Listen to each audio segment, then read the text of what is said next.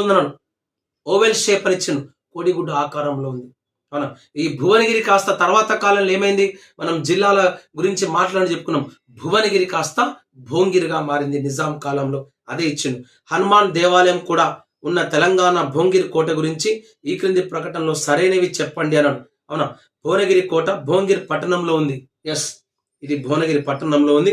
పట్టణానికి ఈ కోట ఈ పేరు రావడం జరిగింది. ఎస్, ఇది చాళుక్య పాలకుడైనటువంటి త్రిభువన మల్ల విక్రమాదిత్య 4చే నిర్మించబడింది. ఎస్, అవునా.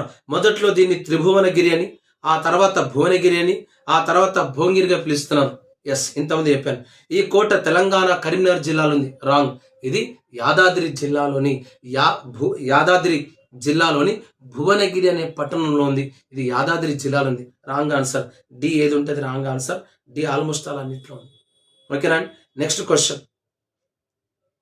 రైట్. భారతీయ చారిత్రక ఆధారాలు ఈ క్రింద ఇవ్వబడినటువంటి ఏ సందర్భం స్టాండ్ స్టీల్ ఒప్పందంతో ముడిపడింది? మీకు ఆల్రెడీ చెప్పాను.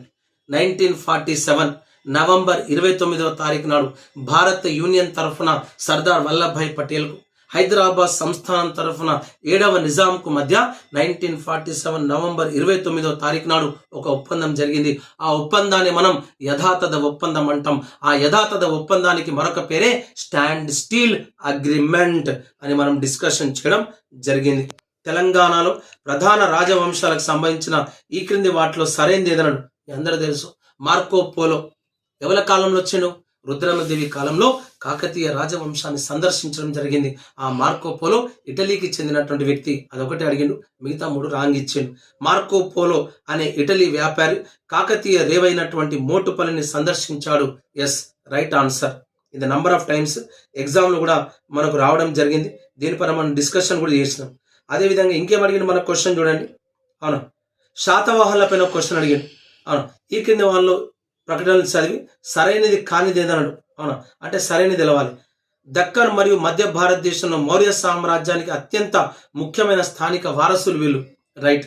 అదేవిధంగా పురాణాల్లో పేర్కొనబడిన ఆంధ్రుల సమానంగా పరిగణించబడతారు. రైట్. వీరి కాలంలో బ్రాహ్మణులు, బౌద్ధ సన్యాసులు పనురహిత గ్రామాలు మంజూరు చేసే పద్ధతిని ప్రారంభించారు. రైట్. వీళ్ళ కాలంలో మనకి మతాలు కూడా ఉన్నాయి, అలా మనం డిస్కస్ చేసినాం. తెలంగాణ మరియు ఆంధ్రప్రదేశ్ల మధ్య భౌగోళిక విభజనగా ఏ నది పనిచేస్తున్నాడు? కృష్ణా నది పనిచేస్తుంది. కృష్ణా నది అటు ఆంధ్ర తెలంగాణను వేరు చేసే నది ఏందండి? కృష్ణా నది. మనందరికి తెలిసిందే కృష్ణా నది. గోల్కొండ కోటను ఔరంగజేబు ఏ సంవత్సరంలో స్వాధీనపరుచుకున్నాడు? 1687.